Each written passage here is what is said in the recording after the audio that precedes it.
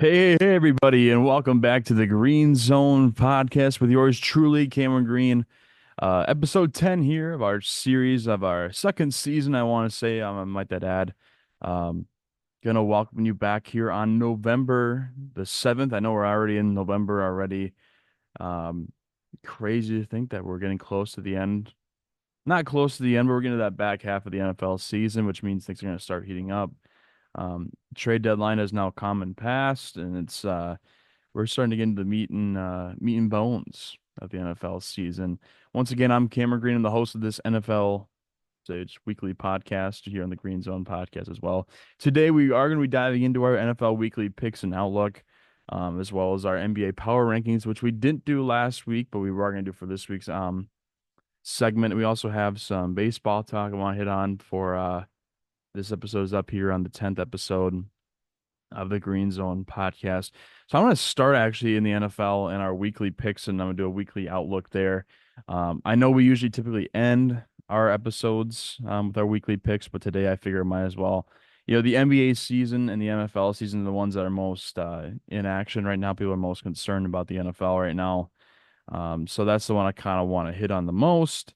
Um, we are really looking at some good games this week, some good action, some teams that need to win, some teams that are in different spots of their seasons than others maybe, but we're looking to get back into this a little bit. And so we're going to start off here. It's week 10 of the NFL season. Thursday night football this week is the Cincinnati Bengals, who are currently 4-5, taking on the Baltimore Ravens, who are 6-3. The Ravens are 5.5 point favorites in this one. It's at home in Baltimore. Um, Listen, Joe Burrow, I think he said was that got to win 7 out of 9 basically to get into the season, basically make a playoff run. Um, Baltimore's been playing solid at the moment. You know, if you really take away the loss to Kansas City, the loss to Cleveland, they really haven't lost too many games that they've played themselves out of. But I think personally, I think Cincinnati's a team on the up and coming rise here, especially after getting Khalil hurt at the trade deadline. That's always nice to see. Burrow last week, though, throwing 5 touchdowns. That's you gotta love to see that if you're an NFL fan, if you're a Bengals fan to begin with.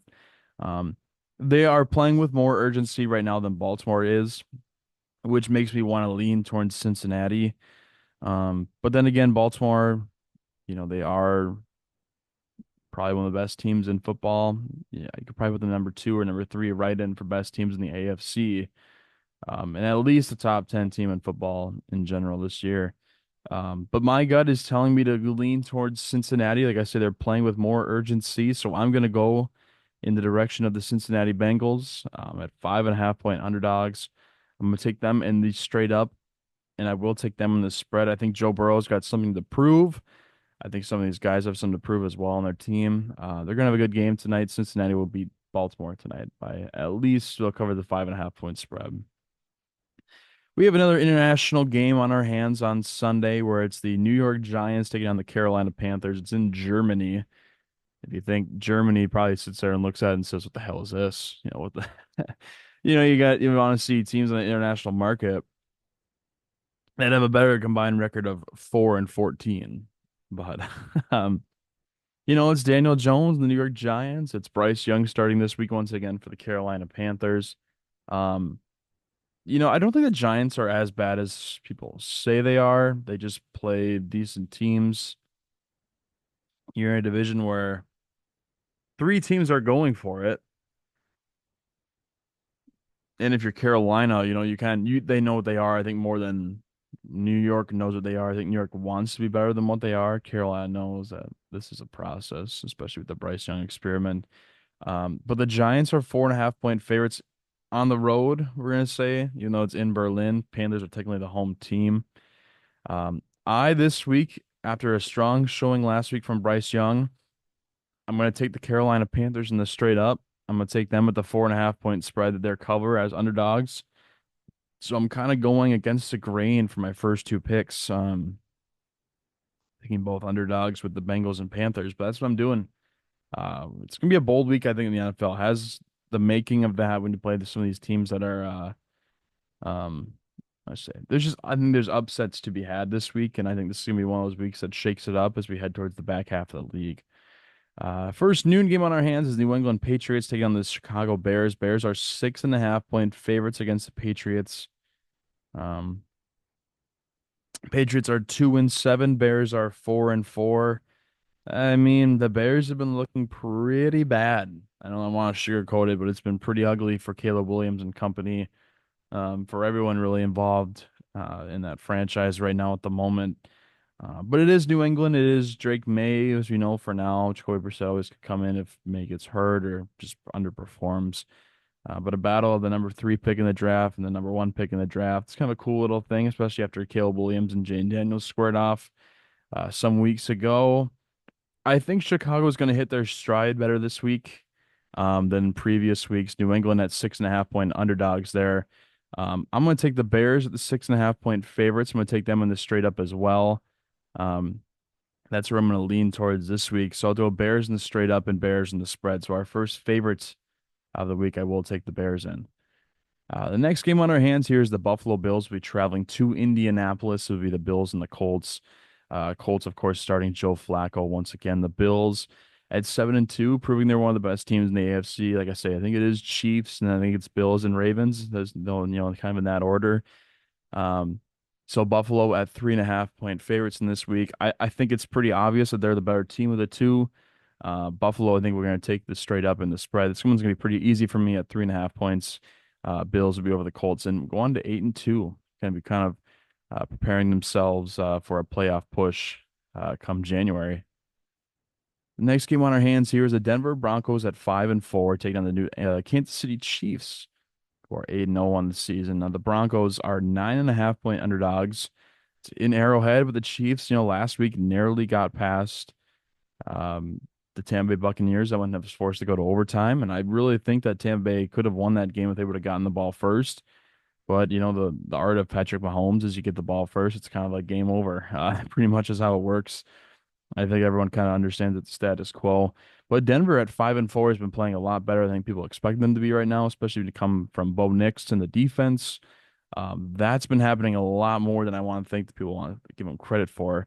So Denver at 5-4, I would normally look at a team that's going up against an 8-0 team and say, 8-0 team, it's probably the best team in football until someone knocks them off.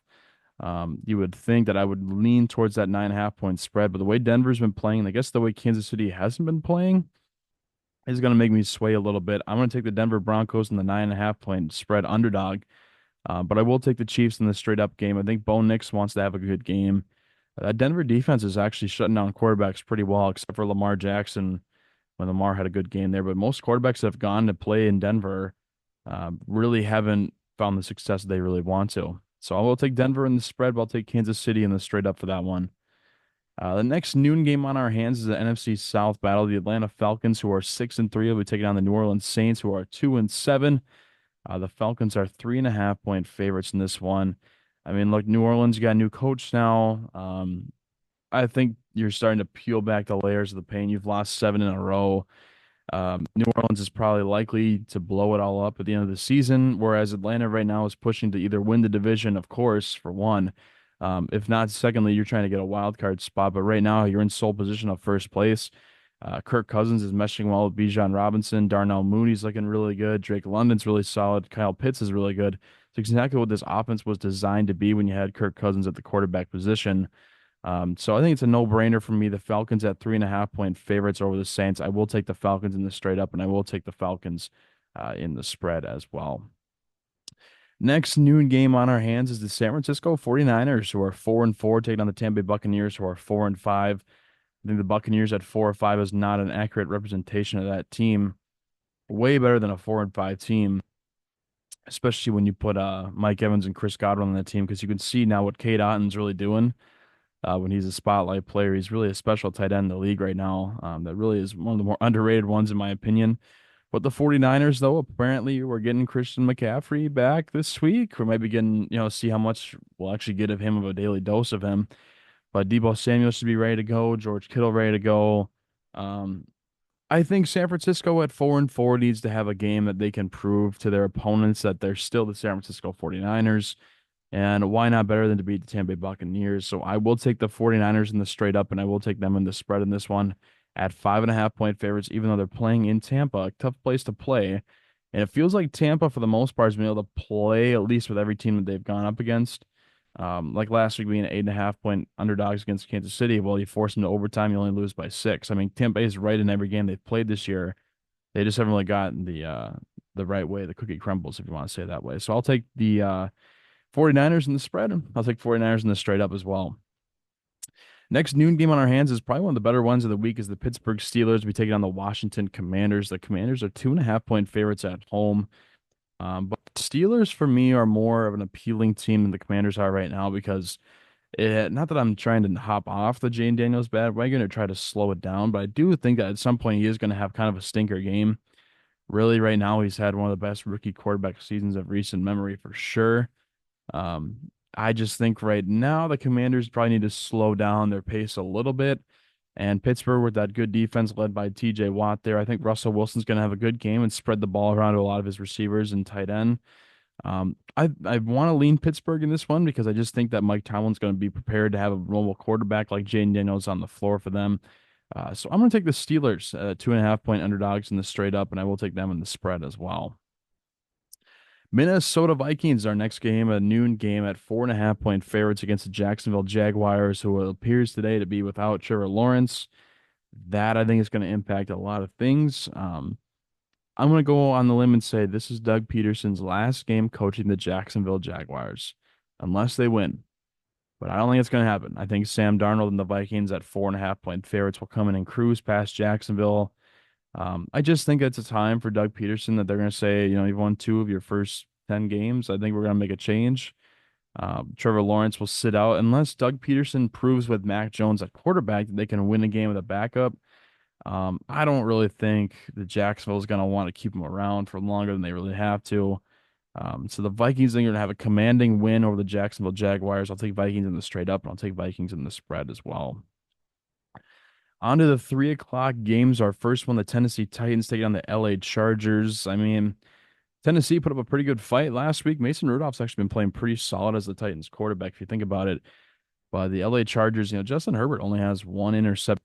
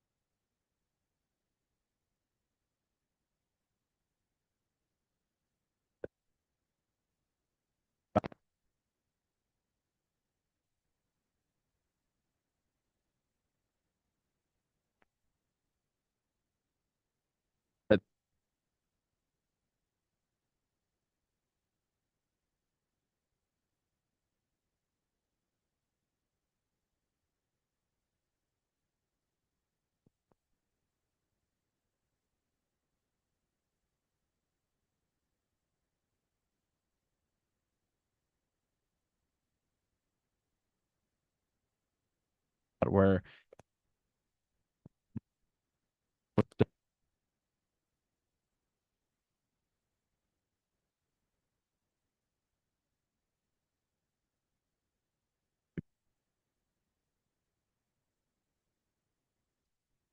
last season in Dallas, last time before they had to blow it up and restart. The Eagles at 7.5 point favorites. I will take them in the straight up, and I'll also take them in the spread for this week. Eagles are looking really solid, trying to hit their stride. Next 325 game on our hands.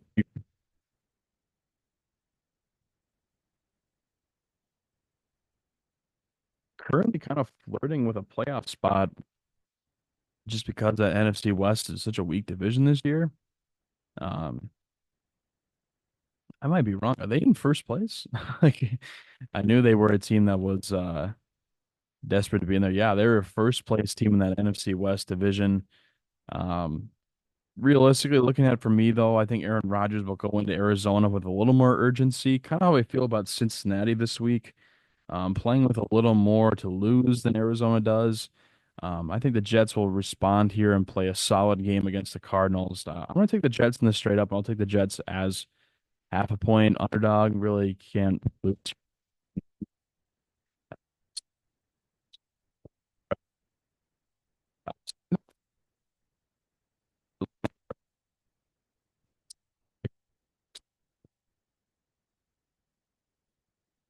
Being undefeated, I would say the Lions are the best team in the NFL, and I, in fact, even might say they are the best team in the NFL. And Jared Goff is having one of the best passing seasons he's had in a long time. He's really showing that he's still an elite quarterback here in the NFL.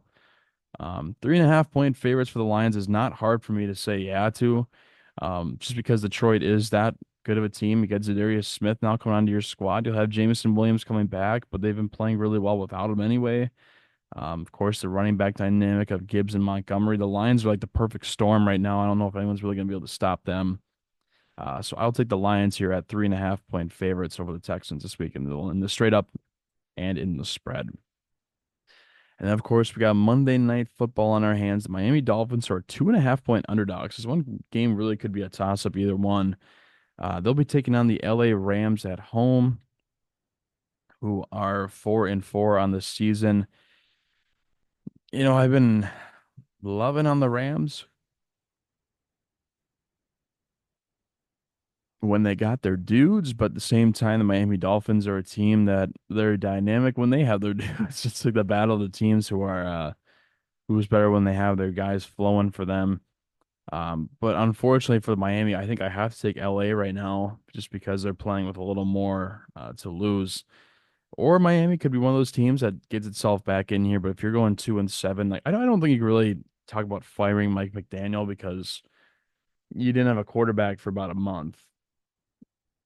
That it's not going to go well in the NFL if you don't have your quarterback. So I'll take the Rams and the 2.5 point favorites in this one. I'm going to take them in this straight up, and I'm going to take them in the spread as well.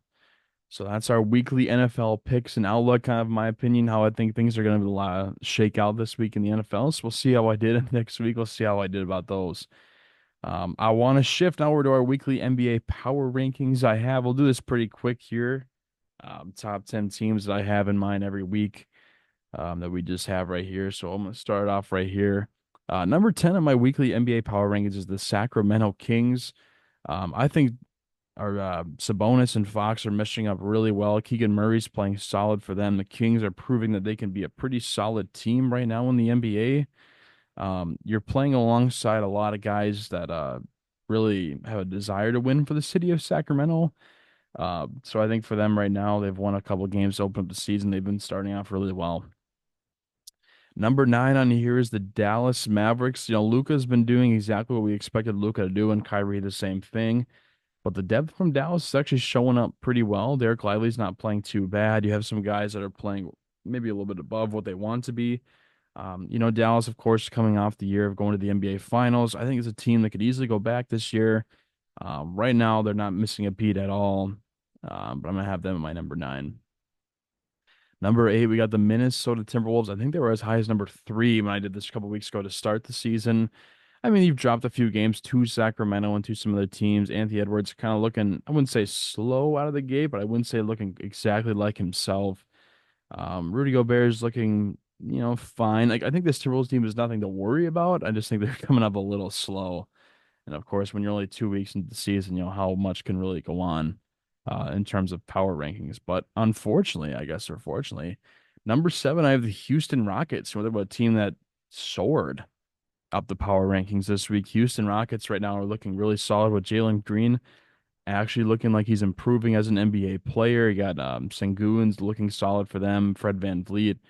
Um, Houston might be a sleeper team this year. They have a bunch of young potential. We knew that coming into the season, but we really didn't know as to what level they would play at. So I think Houston right now at 7's a comfortable spot for them. Just to see it's a power rankings. It's probably the one team that wasn't really in that mix for the top 10 for me coming into the season that I have them at number 7 right now. Number 6, I have the Denver Nuggets.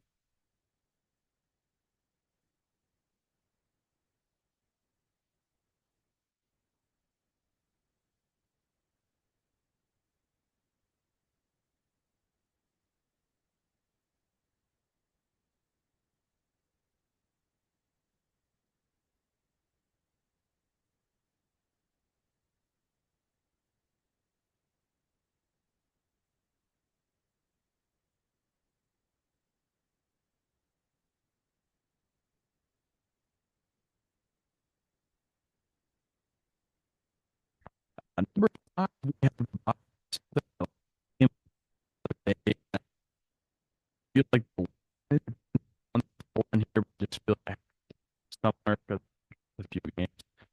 I think we know what this team's capable of, obviously, from that. I'm not really surprised about that.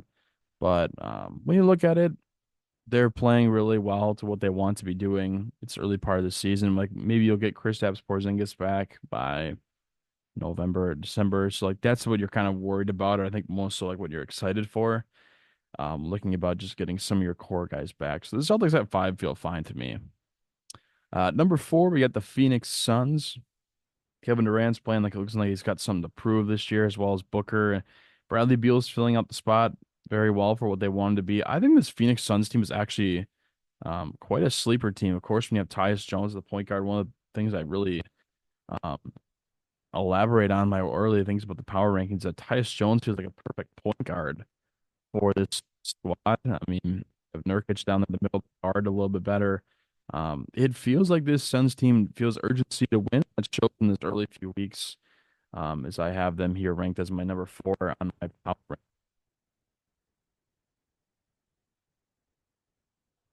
Surprise expect to be this high. Uh, You're seeing the depth from this Warriors squad that you have not seen in previous years, of course, when you have Steph Curry playing at his high level. Andrew Wiggins is looking like he's blossomed once again to the All-Star he was a few years ago. Draymond Green's playing soft for them. Definitely on the bench, it's hard so for me that might be a little bit, I don't want to say some, but I also think that there's room for him to grow, but there's also time for the Warriors to get some depth. Number three from my power rankings. Uh, Cleveland Cavaliers, this team that looks hungry. I again, Cleveland for two looks perfect for me because Darius Garland's playing a really solid point guard position for them. Maybe one of the surprise, I wouldn't say breakout star, but these guys playing like an all-star caliber player. Well, of course, uh, both players have contended on two, and of course, in the one spot, not two and teams, but Josh Oklahoma State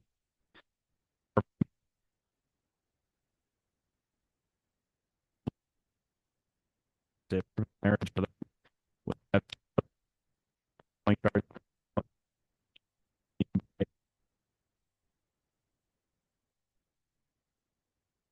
Williams side, both of them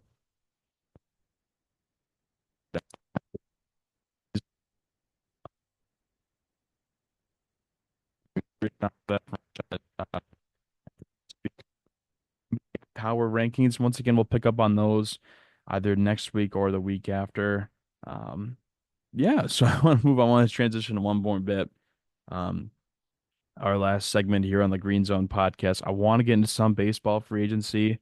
Like I said, I want to dabble in this and keep it in the segment in the mix right now because right now we are, um, at that early point in the season where teams start to sound interested for players. And of course, we will know come spring training, there are going to be some teams that are just not in favor for some of them. But right now, I want to get on like the Juan Soto free agency update. I think he is, of course, free agent of.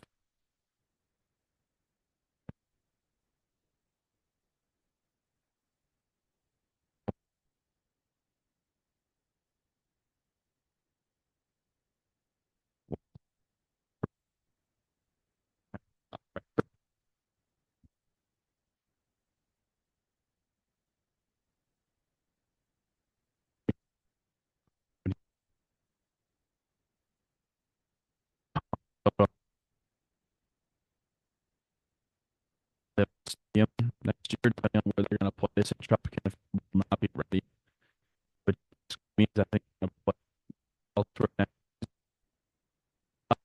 What you have going for you is that you have a future stadium that's going to be built by at least in 2027.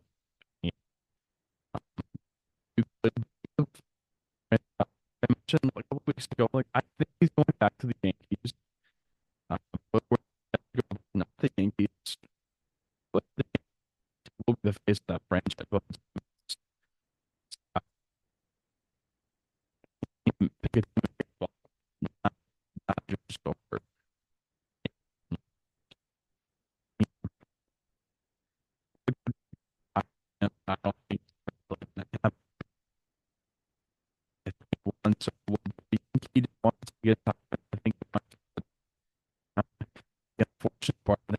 Tanya was last year is when you have a free agent that is going to play the system or wait around. I don't know if you really feel like a lot of teams want to make moves right away because you're more so worried about where he's going to go. And I think for those smaller market teams, that might be worked to their advantage because they might be able to scoop some players up early on that aren't really interested in him. I'm thinking about those Midwest teams like the Brewers, the Guardians, the Reds, the Twins, the Cubs. Cubs might be in the mix with the White Sox, even if you want to steal some teams, steal some players. The Cardinals, of course, got some teams there. Like there might be room for some of those smaller market teams to kind of scoop up some of the players from the player pool this free agency faster than other teams might be able to, just because they're simply going to wait on what Juan Soto wants. And of course, well, if you're Juan Soto, you're probably going to hold out for the best deal possible. So no urgency to really sign wherever you're going to be. Um, like thinking about other free agents coming up here, Mookie Betts said they will be playing him at second base or shortstop in 2025. So contrary to belief, if he played in the outfield in the postseason, he's going to be moving back to second base or shortstop or shortstop part of the season. I think that's part of the process of trying to get Teoscar Hernandez back in LA. I think he will be in LA. There's some sneaky teams there that might find themselves in contention for a left fielder. If you really want to throw a lot of money at him, you certainly could. You got 20 million this year on a 1 year deal. It probably gets about, if you want to say a 4 year deal, probably around that though, 22 million a year, 22 to 25 million a year. So a 4 year, $90 million deal for a lot of teams. That could be a lot of money for the Dodgers, maybe not so much. Um, but I think that's them trying to keep up what they're going to do. Alex Bregman right now, the Astros say it's their number one priority. Bringing him back, I mean, there's not a lot of third basemen in this pool that you would really say are standalone stars. So right now you're kind of thinking about that. But I really do think that Alex Bregman's going to be a New York Met. I just certainly do. But I don't know. Look up to see where that's going to go for the Astros and for the Mets and see where you want to be. So that's all I got here in the Green Zone podcast here for episode 10. I want to thank you for tuning in. I'm Cameron Green signing off here on our YouTube channel. I'll see you guys.